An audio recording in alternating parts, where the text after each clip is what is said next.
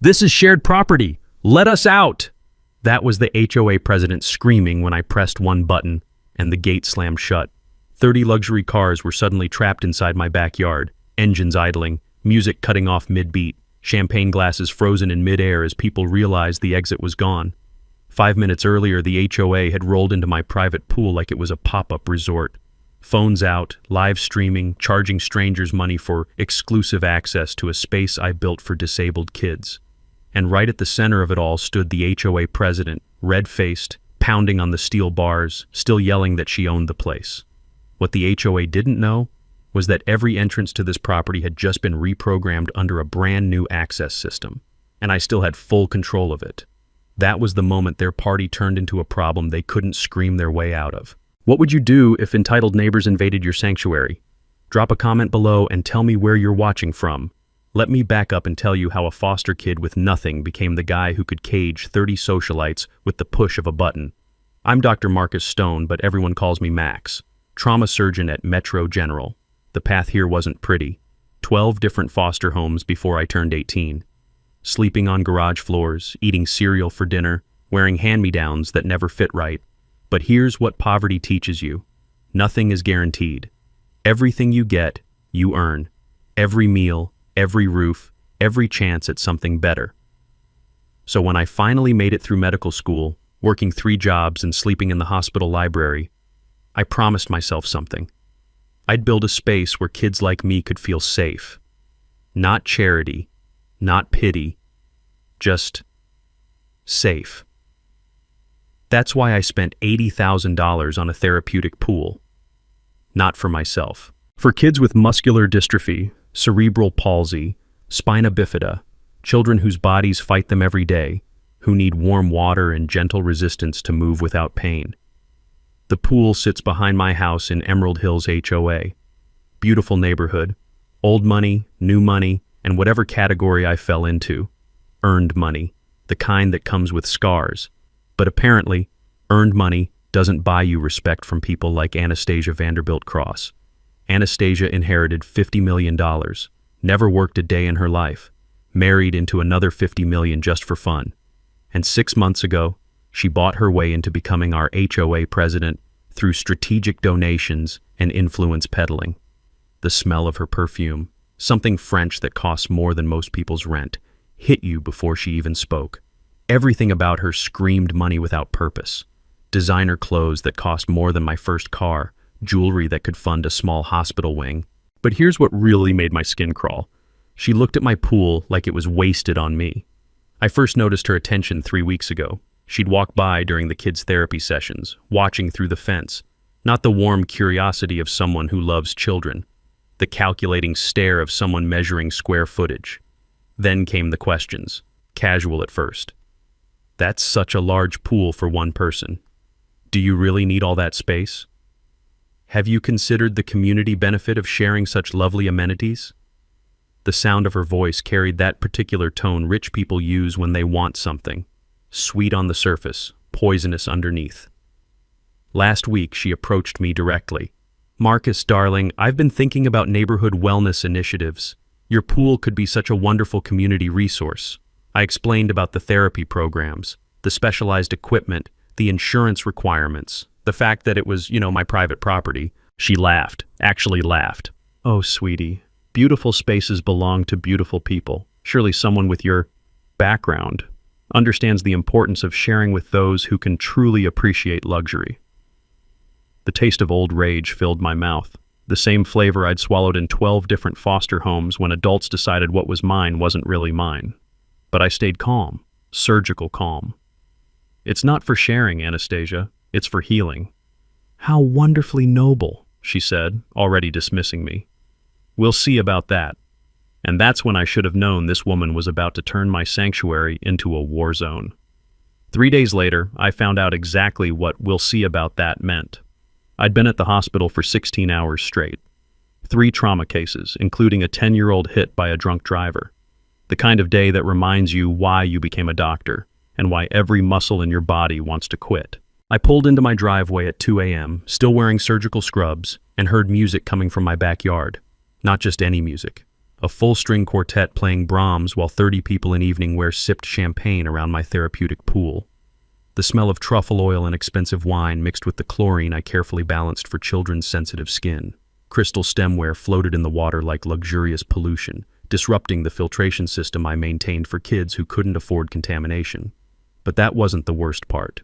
Anastasia had turned my sanctuary into a business. A professional catering staff served hors d'oeuvres. A bartender mixed drinks at a floating bar anchored to my pool's shallow end, and a sign by the gate read, "Exclusive Aquatic Experience, $750 per person." I walked over to Anastasia, who was holding court near the diving board where little Sarah practiced her water therapy 3 times a week. "What the hell is this?"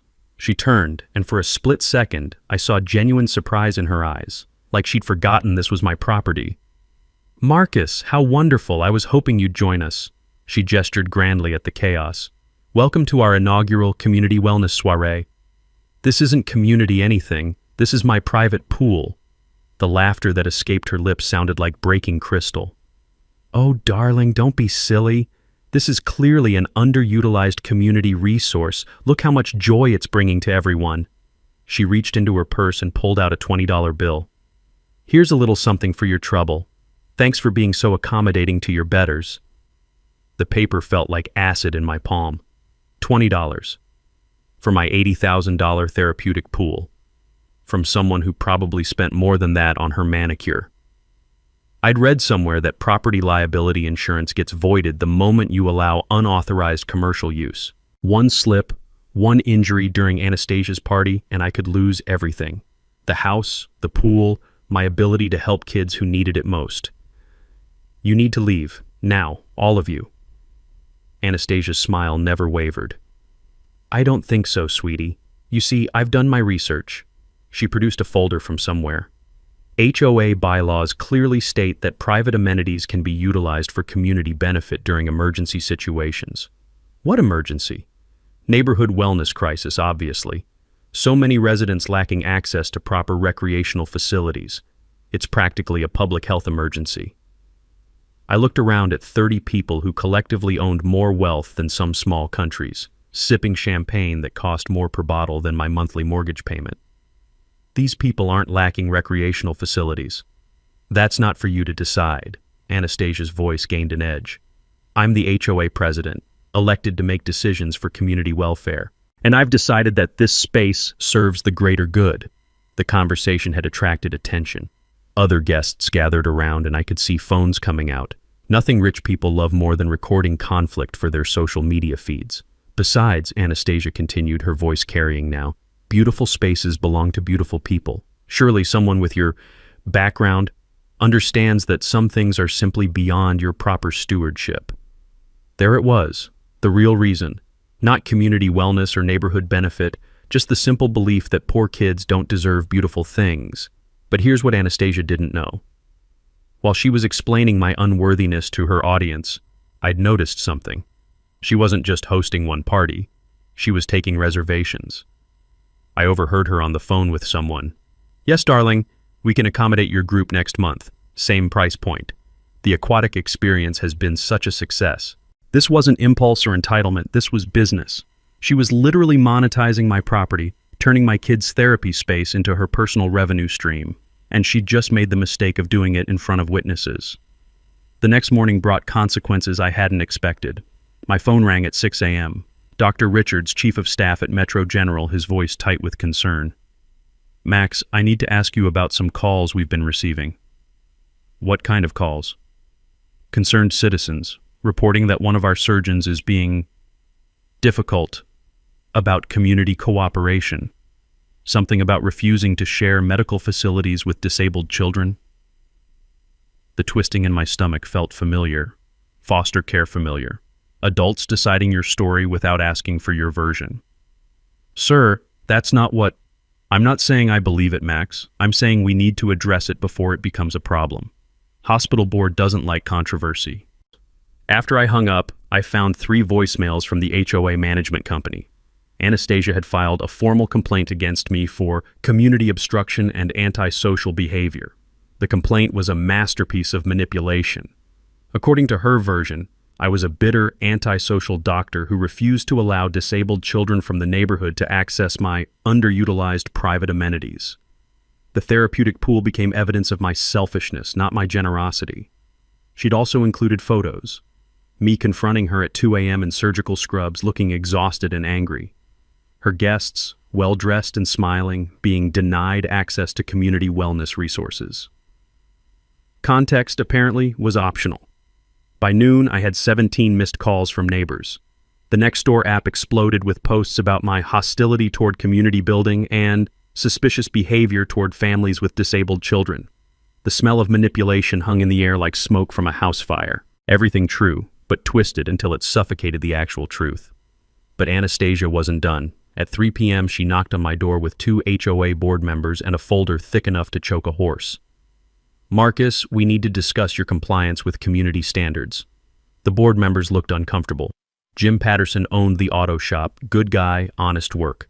Michelle Torres taught high school math, neither of them comfortable with whatever script Anastasia had prepared. According to HOA regulations, Anastasia continued, reading from her folder, any private amenity that could serve community welfare may be subject to shared use provisions during declared emergencies.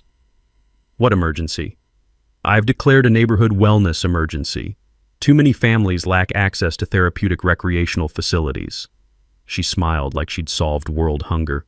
Your pool represents the perfect solution. Jim shifted uncomfortably. Anastasia, I'm not sure we can just declare The bylaws are very clear, she interrupted. Emergency powers allow for temporary community use of private amenities when public welfare is at stake. I studied the document she'd handed me. Dense legal language, multiple amendments, official-looking signatures, but something felt wrong. The formatting was inconsistent. Some signatures looked newer than others. That's when I remembered something my property attorney mentioned during the home purchase. The original HOA documents should be filed with the county, public record. I'd like to see the original bylaws, I said. Anastasia's smile faltered for just a second. These are the current bylaws, as amended by the board. When were they amended? Recently, after careful deliberation about community needs. How recently? The pause lasted too long. Jim noticed it too, and Michelle was studying the document with a math teacher's eye for inconsistencies. That's not really relevant, Anastasia said finally. What matters is current policy. But I'd already seen what I needed to see. The amendments weren't just recent, they were rushed, sloppy, desperate. Which meant somewhere in the county records office was documentation that would tell a very different story about HOA emergency powers and community use provisions. I'll need to review this with my attorney, I told them. Of course, Anastasia said sweetly. But please understand, the emergency declaration is already in effect. We'll be resuming community wellness activities this weekend. After they left, I called my property lawyer. David Tatum had handled my home purchase, a sharp guy who specialized in HOA disputes. Max, I need to tell you something about HOA emergency powers. They're extremely limited, require unanimous board approval, and definitely can't be used to seize private property for commercial use. If someone's trying to invoke emergency authority for this, they're either ignorant of the law or banking on you being ignorant of it. That night, I drove to the county records office website and requested copies of the original Emerald Hills HOA documents. Filed in 1995, 28 years of amendments, all carefully documented. I also started making phone calls. Other homeowners in the neighborhood. Quiet conversations about their experiences with Anastasia's community initiatives. What I found made my blood run cold. She'd tried this before, 3 times. Robert Tatum's tennis court became a community sports facility for 6 months until he moved away. Lisa Martinez's workshop space got shared for neighborhood craft classes until she couldn't afford the insurance liability. David Kim's garden became community green space until he sold his house. Each time, Anastasia used the same playbook. Emergency declarations, community welfare, social pressure, and eventually financial pressure until people gave up. But here's what she didn't know. Those families had moved. I wasn't moving. And unlike them, I had something she couldn't touch. Medical ethics training, surgical precision, and the absolute certainty that sometimes the right thing to do is cut out the cancer before it spreads. 3 days later, Anastasia escalated beyond HOA politics into something that felt like warfare. I was reviewing patient files when my phone rang. The caller ID showed a number I didn't recognize, but the voice was familiar. "Dr. Stone, this is Janet Walsh from the State Medical Board. We've received a complaint regarding your fitness for practice." My stomach dropped into my shoes. The State Medical Board doesn't call unless something serious has landed on their desk. What kind of complaint? Allegations of unstable behavior, inappropriate conduct with minors, and potential substance abuse. The complaint suggests you've been behaving erratically in your community, creating unsafe situations around children, and showing signs of professional impairment. The taste of bile filled my mouth. Anastasia hadn't just gone after my property, she'd gone after my medical license. "Ma'am, I can assure you these allegations are completely false. I believe this is related to a civil dispute with my HOA president." "That may be, doctor, but we're required to investigate. You'll receive formal notification this week and we'll need to schedule an interview." After I hung up, I sat in my car in the hospital parking lot for 20 minutes trying to process what had just happened. Anastasia had found the one weapon that could destroy everything I'd built, attack my medical career, and the house goes, the pool goes, and the kids lose their safe space forever. But she wasn't finished. That evening, I found a notice taped to my front door. "Emergency HOA assessment, $2,000 due within 10 days for community wellness infrastructure development." $2,000 for improvements to property I didn't approve, for amenities I didn't want, to fund parties I'd specifically forbidden. The notice included a breakdown that would have been funny if it weren't devastating. Pool area safety upgrades, $500. Community access pathway construction, $800. Emergency wellness equipment, $700. Translation: they were billing me to modify my own property for other people's use. I called David Tatum immediately. "Max, this is bad. They can't charge you for modifications to your property without your consent, but fighting it could take months, and if you don't pay, they can place a lien on your house." That weekend, Anastasia held her second community wellness event. This time, she'd invited local media. Channel 7 News ran a feature story about innovative HOA wellness initiatives. The segment showed smiling families enjoying community therapeutic facilities while a voiceover praised forward-thinking leadership that prioritizes public health over individual property rights. They interviewed Anastasia, who looked radiant in a white sundress that probably cost more than most people's monthly salary. "We believe that private amenities in our community should serve the greatest good," she told the camera. "When someone hoards resources that could benefit disabled children and families in need, we have a moral obligation to intervene." The story painted me as the villain, the selfish doctor who refused to share his pool with disabled kids. No mention of my actual therapy program. No context about the commercial operation she was running, just the narrative she wanted. Community good versus individual greed. Within hours, the story went viral on social media. Pool justice started trending. Thousands of people sharing their outrage about the greedy doctor who wouldn't help disabled children. My DMs filled with hate mail, people calling me everything from heartless to evil, death threats from strangers who knew nothing about the actual situation. But buried in all that noise, I found something unexpected. Messages from other people who'd dealt with HOA abuse. Homeowners who'd been bullied, manipulated, or financially destroyed by board members who believed position meant ownership. One message stood out, from Lisa Martinez, whose workshop had been shared until she couldn't afford to stay. She did the same thing to me, exact same playbook.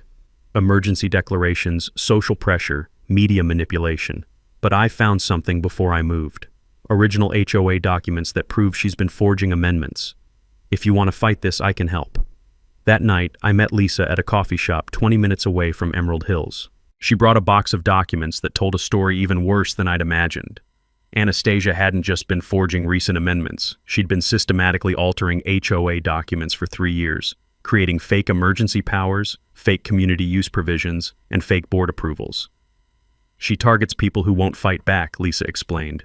"New residents who don't know the original rules, elderly homeowners who can't afford lawyers, people going through divorces or medical crises. Why didn't you report this?" Lisa's laugh was bitter. "To who? She owns the city council member who oversees HOA complaints. Her family donated a wing to the courthouse. Her husband sits on the police foundation board. But as Lisa spread out the documents, I saw something she'd missed. Something that changed everything. The original 1995 HOA charter included a provision she hadn't noticed. Any amendments to community use policies required not just board approval, but approval from affected property owners. Every single one of Anastasia's fake amendments was automatically invalid. More than that, the original documents explicitly stated that private residential amenities remained exclusively private property, regardless of community benefit. Anastasia hadn't just been lying about her authority, she'd been committing fraud, multiple felonies, for 3 years, and I had the evidence to prove it. Monday morning, I walked into David Tatum's law office carrying Lisa's box of documents and a recording device that had been running during every conversation with Anastasia. "David, I need you to see something." For 2 hours, we spread documents across his conference table like pieces of a jigsaw puzzle depicting systematic fraud. The original 1995 HOA charter, Anastasia's forged amendments, bank records showing unauthorized assessments, insurance policies that had been canceled without homeowner notification. "Jesus Christ, Max!" David's voice carried the particular tone lawyers use when they realize they're looking at criminal activity. "This isn't just HOA overreach. This is organized fraud." The picture that emerged was worse than I'd imagined. Anastasia had been running a sophisticated scam for 3 years, targeting 8 homeowners across 3 different HOA communities. Her method was precise: move into upscale neighborhoods, buy her way onto HOA boards through donations and influence, then systematically appropriate private amenities for commercial use. Tennis courts became community sports facilities. Home workshops became shared maker spaces. Private pools became therapeutic wellness centers. Each time she collected membership fees, event charges, and rental income from properties she didn't own, using forged documents to claim legal authority she didn't have. "Look at this," David said, pointing to a spreadsheet Lisa had compiled. "She's generated over $300,000 in revenue from stolen amenities over 3 years. But the financial fraud was just the beginning. The insurance records showed something even more damaging. Anastasia had been canceling homeowners' liability policies without their knowledge, replacing them with commercial policies that didn't cover the actual property owners. If anyone had been injured at one of her events, the homeowner would have been personally liable for millions in damages while their insurance company denied coverage," David explained. She was literally destroying people's financial futures for party money. The state medical board complaint made sense now too. It wasn't just harassment, it was part of a pattern. When homeowners resisted her takeovers, Anastasia would attack their professional reputations, their credit ratings, their family relationships. She destroyed Robert Tatum's engineering consulting business with fake safety complaints, Lisa had told me, cost him 6 figures in lost contracts before he gave up and moved.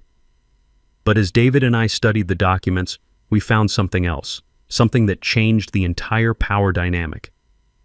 Anastasia had made a critical mistake. In her rush to legitimize the pool takeover, she'd filed forged HOA amendments with the county records office. Not just internal HOA documents, but official legal filings that carried felony penalties for fraud. "This is federal wire fraud territory," David said, pulling up U.S. code on his computer, using electronic communications to perpetrate organized fraud schemes across state lines. She's facing potential RICO charges. RICO, Racketeering, Influenced, and Corrupt Organizations Act. The kind of charges usually reserved for organized crime families. "How sure are you about the evidence?" I asked. "Document fraud, wire fraud, racketeering, tax evasion. She's been reporting this income on her taxes as HOA management consulting. But there's more." David had made some phone calls that morning. To the state attorney general's office, to the FBI's white-collar crime division, to investigative journalists who specialized in municipal corruption. "The federal investigation started 6 months ago," he told me. "Anonymous tips from other victims. They've been building a case, waiting for the right moment to move." What does that mean for me? It means you're not fighting Anastasia anymore. You're helping the federal government take down a criminal enterprise. That afternoon, I got a call from Agent Sarah Mitchell, FBI Financial Crimes Division. "Dr. Stone, we understand you're experiencing difficulties with Anastasia Vanderbilt Cross. We'd like to discuss how you might assist our ongoing investigation." We met at a nondescript coffee shop, and Agent Mitchell explained the scope of what they'd uncovered.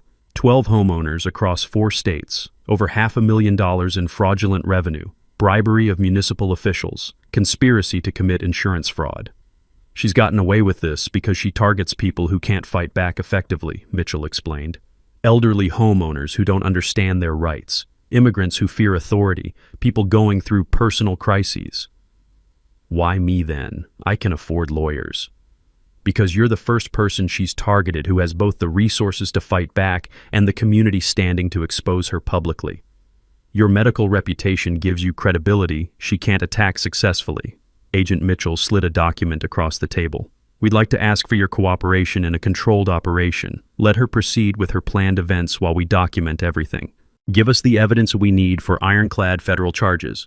The thought of watching Anastasia continue to destroy my sanctuary while federal agents built their case made my stomach turn. But then I thought about Robert Tatum's lost business, Lisa Martinez's forced move, all the other families who'd been destroyed by this woman's greed. What do you need me to do? Just keep being yourself. But when she calls her next community event, we'll be watching and recording and building the case that puts her away for 20 years. For the first time in weeks, I smiled. The next 2 weeks transformed my property into something that would have made Tony Stark proud. Agent Mitchell connected me with a security company that specialized in federal investigations. Within 3 days, my entire property was wired with cameras that could read license plates from 100 yards away and microphones sensitive enough to pick up whispered conversations by the pool. But the real masterpiece was the gate system. Commercial-grade electronic locks with individual vehicle tracking, explained Marcus Thompson, the lead technician. Each car gets tagged when it enters. RFID sensors monitor every vehicle location. And here's the beautiful part. You can selectively lock individual cars while letting others pass freely. The system used remote-controlled bollards that rose from the ground at multiple exit points. Once activated, they created an impenetrable barrier that could contain dozens of vehicles without affecting foot traffic. It's the same technology used to secure federal buildings, Thompson continued, but designed for residential properties with security concerns. The installation was invisible.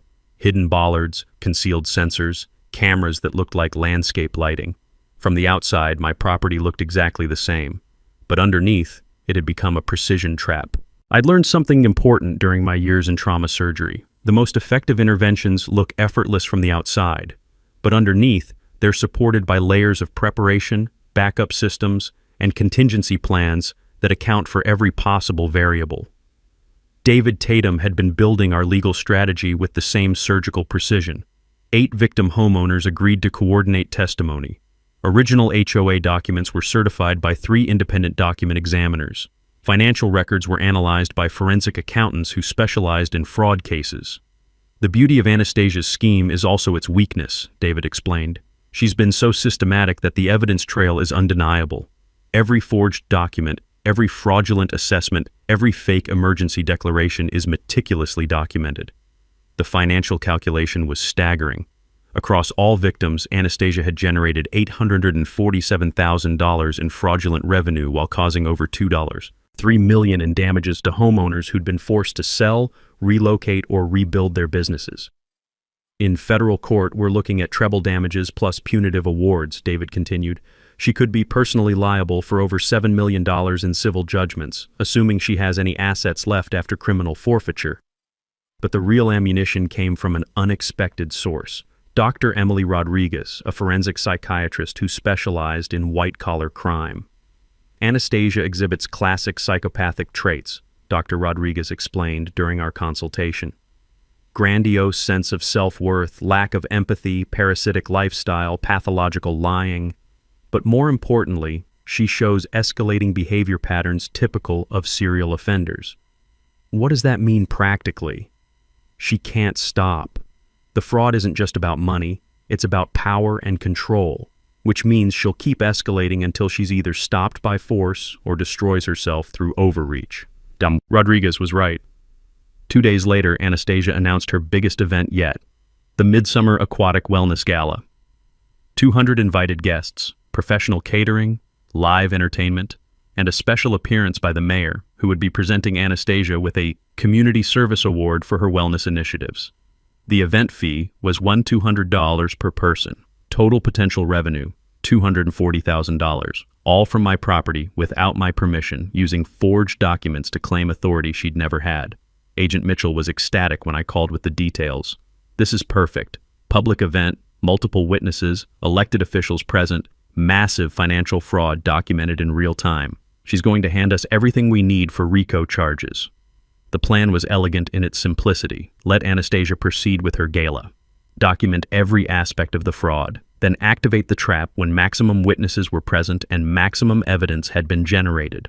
We'll have federal agents positioned as catering staff and guests, Mitchell explained. Local police will be on standby for arrest warrants, and we've coordinated with Channel 7 News to cover what they think is a community interest story. The timing had to be perfect. Too early, and we wouldn't have sufficient evidence. Too late, and guests might leave before arrests could be made.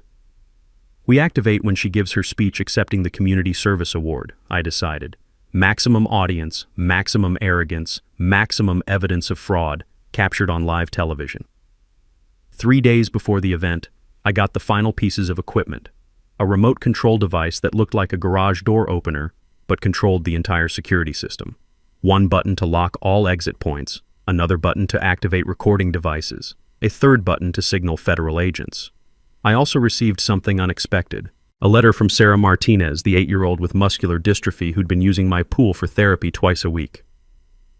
Dr. Max, she'd written in careful second-grade handwriting, thank you for helping me swim.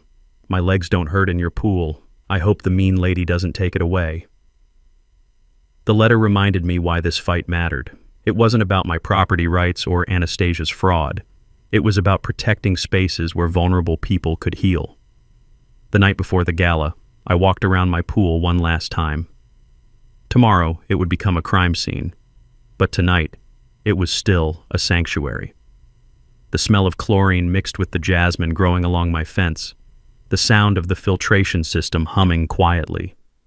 The sight of underwater lights creating patterns on the bottom that kids loved to chase during therapy sessions. In 18 hours, this peaceful space would become the center of a federal fraud investigation that would be broadcast live on television and analyzed by lawyers for years to come. But for now, it was just a pool where broken kids learned to move without pain, and that was worth fighting for. The morning of the gala brought news that made me question whether Anastasia had finally lost touch with reality completely. My phone rang at 6 a.m. David Tatum's voice was tight with disbelief. Max, you need to see the morning paper. Front page. The headline read, Local Doctor Investigated for Child Endangerment. The story, bylined by a journalist I'd never heard of, painted a picture of me as an unstable physician who'd been behaving erratically around disabled children and refusing to cooperate with community wellness initiatives. The article quoted unnamed sources claiming I'd been aggressive toward families with special needs children, had substance abuse issues that affected my medical practice, and was being investigated by both the State Medical Board and Child Protective Services. Every single word was a lie, but printed in black and white, with the weight of journalistic authority behind it, the lies looked disturbingly like truth. How the hell did this get published? I asked David. Money. Anastasia's Family Foundation donates heavily to the paper's charity initiatives. Plus, the reporter is married to someone on her event planning staff. But the newspaper was just the opening act. At 9 a.m., 2 CPS investigators showed up at my house with a court order to inspect my property for potential safety hazards related to the therapeutic pool program. Dr. Stone, we've received reports that you may be operating an unlicensed therapy facility for minors without proper safety protocols or background checks. I explained about the legitimate medical program, showed them insurance documents and safety certifications, provided contact information for the pediatric rehabilitation specialists who supervise sessions. But that wasn't the point. The point was the timing. CPS investigations, even unfounded ones, take weeks to resolve.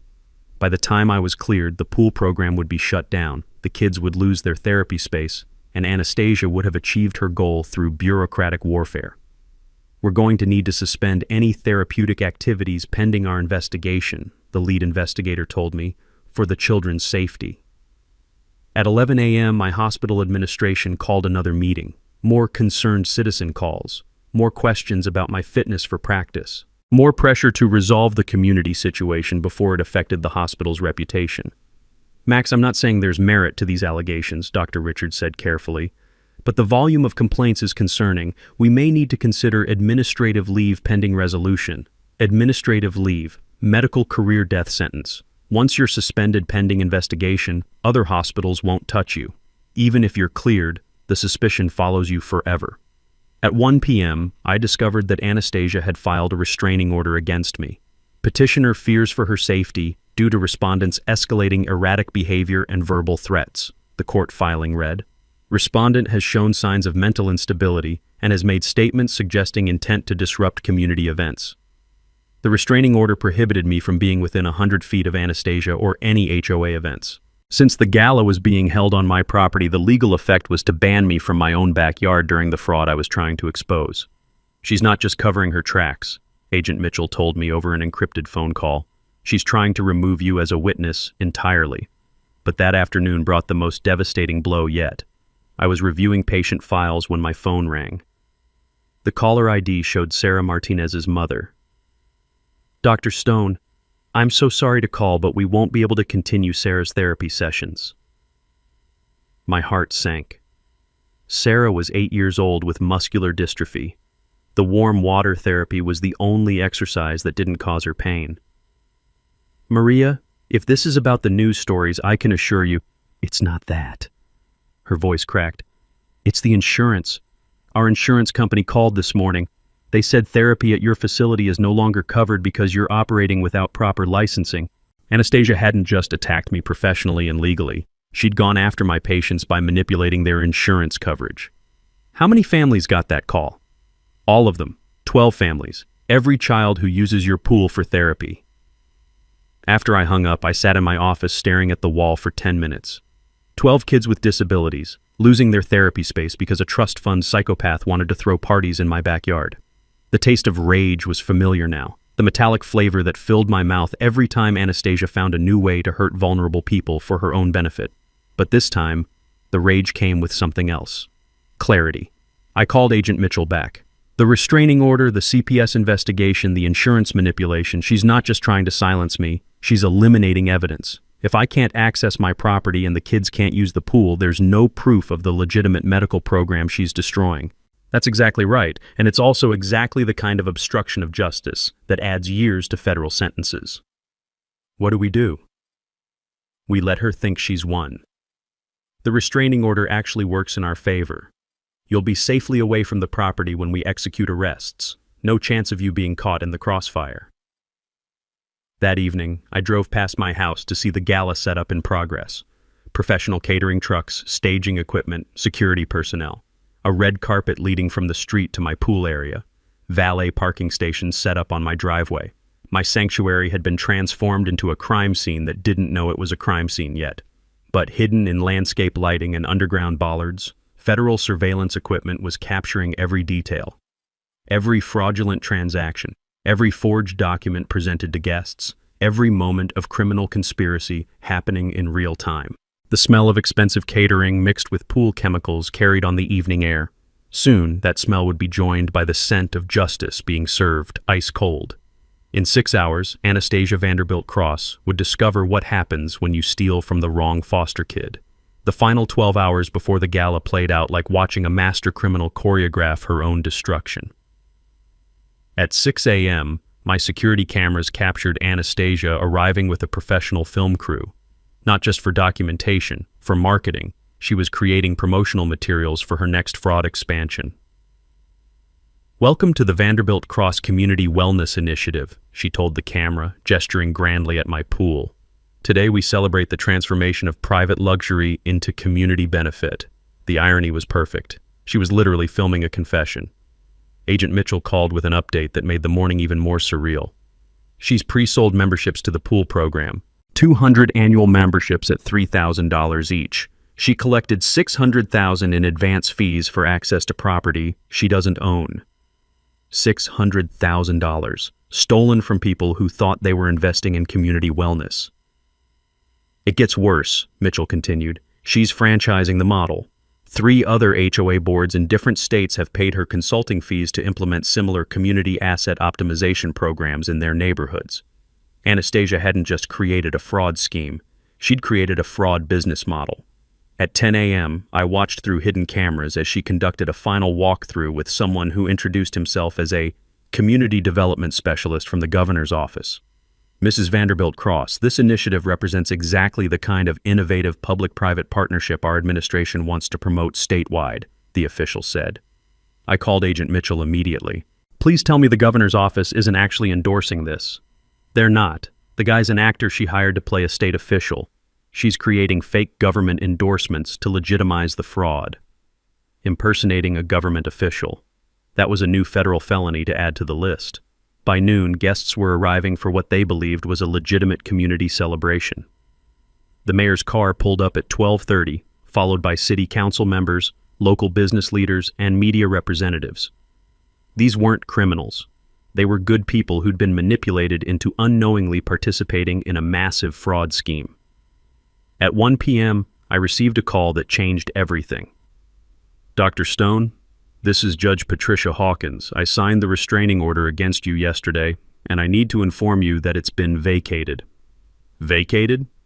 Federal agents provided evidence that the restraining order was obtained through fraudulent testimony. Mrs. Vanderbilt Cross is currently being sought for questioning on federal charges. You're free to return to your property.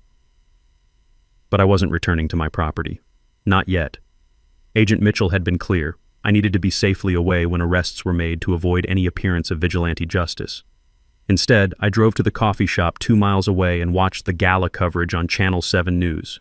We're here at the beautiful Emerald Hills community for what organizers call a groundbreaking celebration of public-private cooperation, the reporter announced, standing next to my pool. Today's event showcases how private amenities can be transformed into community resources that benefit everyone.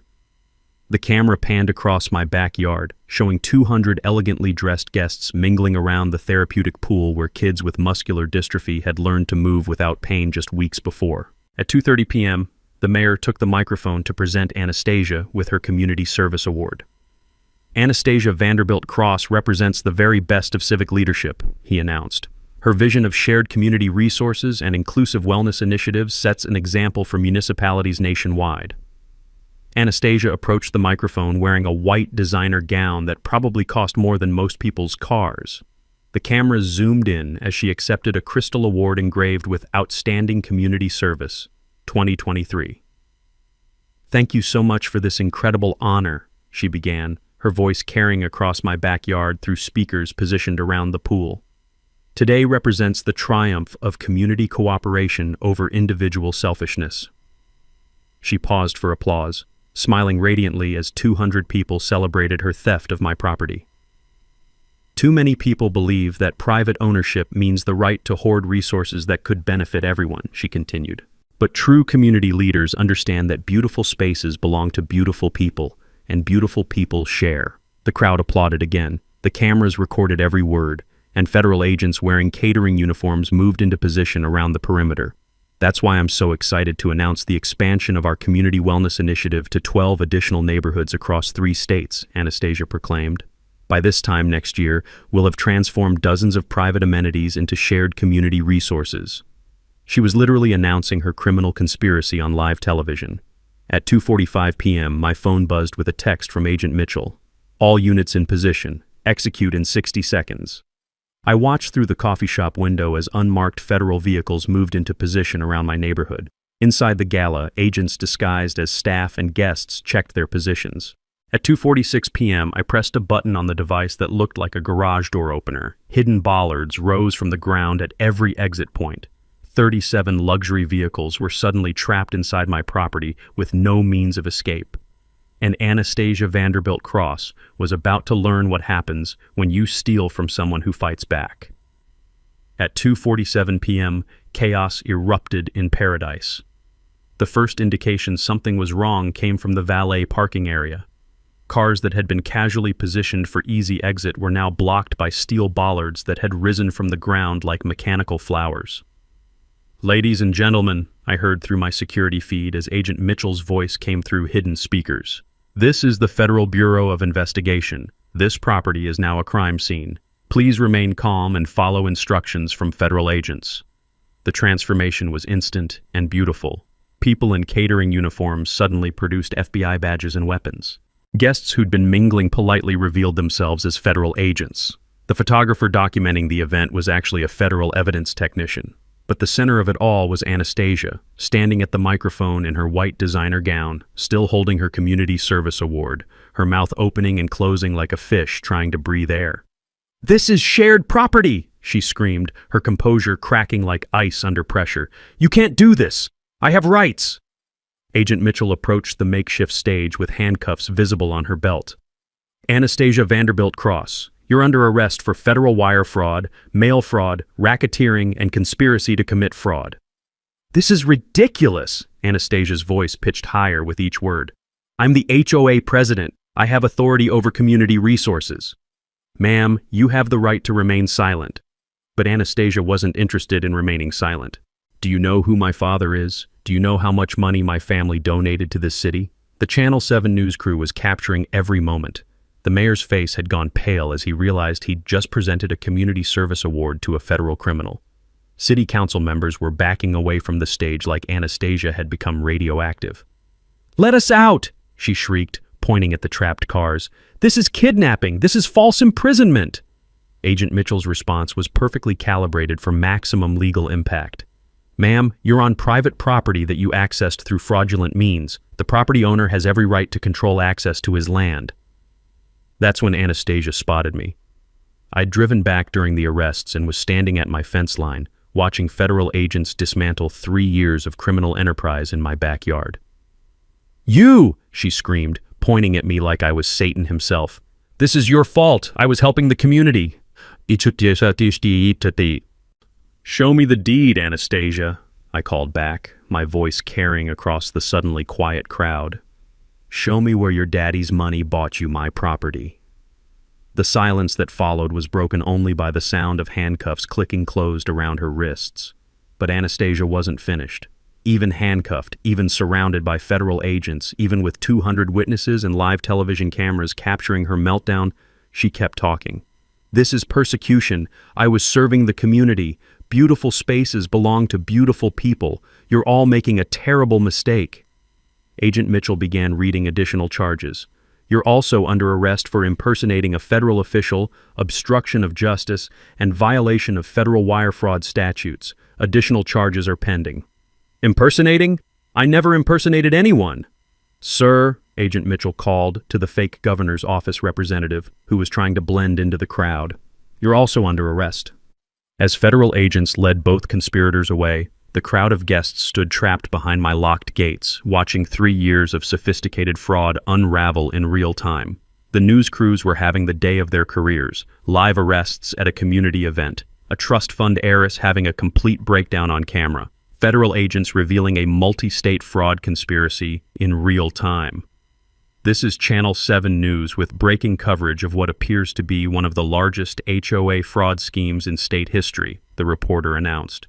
Federal agents have just arrested HOA President Anastasia Vanderbilt Cross and an accomplice for what sources describe as a sophisticated criminal enterprise targeting multiple communities. The cameras panned across the scene, handcuffed defendants being loaded into federal vehicles, trapped luxury cars behind steel bollards, guests in formal wear being questioned by FBI agents, and at the center of it all, the therapeutic pool that had started the whole war. According to federal sources, Mrs. Vanderbilt Cross allegedly generated over $800,000 in fraudulent revenue by claiming unauthorized control over private property in multiple HOA communities, the reporter continued.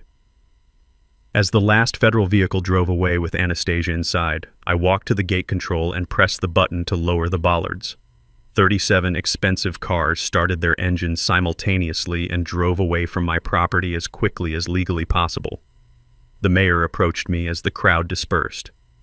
"Dr. Stone, I want to personally apologize. We had no idea about the fraud. The city will be reviewing all our policies regarding HOA oversight." "Thank you, Your Honor. I appreciate that." What I didn't say was that the apology felt good, but not as good as watching a trust fund psychopath learn that money can't buy immunity from consequences. Agent Mitchell was the last to leave. "Dr. Stone, I want you to know that your cooperation made this case possible. She was destroying families, and you stopped her. As the sun set over my backyard, I looked at the pool that had caused so much conflict. Tomorrow, 12 kids with disabilities would return for their therapy sessions. The sanctuary had been defended. The smell of chlorine mixed with jasmine carried on the evening air, no longer contaminated by expensive wine and entitlement, just the clean scent of water where broken things learned to heal. 6 months later, justice arrived with the precision of surgical stitches and the permanence of scar tissue. Anastasia Vanderbilt Cross was sentenced to 7 years in federal prison plus $2 million in restitution. The judge specifically noted that her systematic exploitation of vulnerable homeowners for personal gain warranted maximum penalties under federal fraud statutes. Her accomplices received shorter sentences, but the fake government official got 18 months for impersonating a federal employee. The bribed city officials faced separate corruption charges that ended their careers and cost them their pensions. But the real satisfaction wasn't the criminal convictions, it was the civil lawsuit. Our class action settlement awarded $4.7 million to the 12 families Anastasia had victimized across 4 states. The money came from seizure and sale of her family estate, her luxury cars, and even the jewelry she'd worn to fraudulently accept community service awards. My portion was $340,000. More money than I'd spent building the pool, enough to upgrade every system and expand the therapy programs to serve twice as many kids. Dr. Stone, this settlement allows us to create something unprecedented, explained Dr. Rebecca Martinez, the pediatric rehabilitation specialist who now helped coordinate our programs. A fully equipped therapeutic facility that serves underserved families at no cost. The new equipment was impressive. Specialized lifts for children with severe mobility limitations, underwater treadmills for gait training, temperature control systems that could adjust water warmth for different therapeutic needs. But the best upgrade was invisible.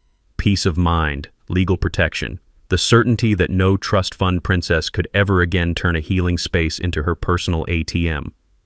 The federal court settlement included provisions that went far beyond my property, new regulations requiring transparency in HOA decision-making, mandatory audits for any community assessments over $500, criminal penalties for HOA board members who forge documents or claim authority they don't possess. The Vanderbilt Cross case created legal precedents that protect homeowners nationwide, David Tatum explained. She inadvertently strengthened property rights for everyone. The ripple effects were remarkable. 3 other fraud schemes in different states were exposed when victims came forward after seeing news coverage of Anastasia's downfall. 2 additional federal investigations were launched. An entire network of property theft masquerading as community development was systematically dismantled. But the most meaningful changes happened right in my backyard. Sarah Martinez returned for therapy sessions the week after Anastasia's arrest. Her first question was simple. Dr. Max, is the mean lady really gone? She's gone forever, sweetheart. The pool is safe. Good. I like swimming without being scared. Within 3 months, our program expanded from 12 children to 37. Word spread through pediatric rehabilitation networks across the region. Families drove hours to access therapy in an environment where kids felt safe and welcome. We established the Earned versus Entitled Scholarship Fund using a portion of the settlement money, $25,000 annually for foster children pursuing medical careers. The first recipient was Marcus Williams, an 18-year-old aging out of foster care who wanted to become a pediatric physical therapist. I know what it feels like to have people decide your story without asking your opinion, he told me during his interview. I want to help kids who need advocates. The local impact was equally significant. The city council implemented new oversight procedures for HOA operations. The newspaper issued a formal apology for publishing unverified accusations and established new editorial standards for community reporting. Channel 7 News won a state journalism award for their coverage of the fraud scheme. The reporter who'd initially covered Anastasia's community wellness initiatives later produced a documentary about HOA abuse that aired nationally. Most importantly, Emerald Hills became a different kind of community. Not one controlled by wealth and intimidation, but one that actually served its residents' needs. The neighborhood installed a real community pool using funds from the federal settlement. But unlike Anastasia's theft, this one was built through transparent democracy, funded through voluntary contributions, and managed by elected volunteers who actually cared about community welfare. 18 months after the arrests, I stood by my pool watching Sarah Martinez practice swimming strokes that would have been impossible before therapy. Her mother sat in a chair nearby, no longer worried about insurance coverage or legal threats. "Dr. Stone," Sarah called from the water, "look, I can swim all the way across." I watched her move through water that had been contaminated by greed and entitlement but was now clean again. The chlorine smelled exactly right. The temperature was perfect for healing, and the only sounds were children laughing and water gently lapping against tiles. That evening, my phone buzzed with a message from Agent Mitchell. "Saw the news about your therapy program expansion. Congratulations on building something beautiful from something ugly." She was right. We'd taken a space that had been stolen and traumatized and turned it into something stronger than before, a sanctuary that couldn't be bought, sold, or taken away by people who believed money meant ownership of everything.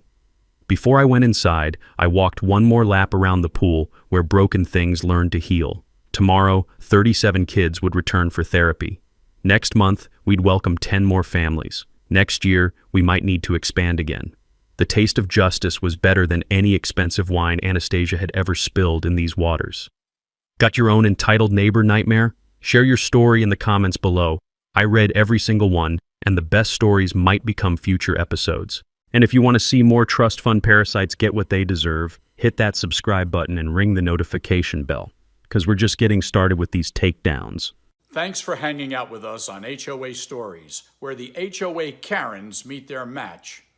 If this story had you cheering or cringing, go ahead and like the video, drop a comment with your reaction, and hit subscribe so you're ready for the next wild HOA tale.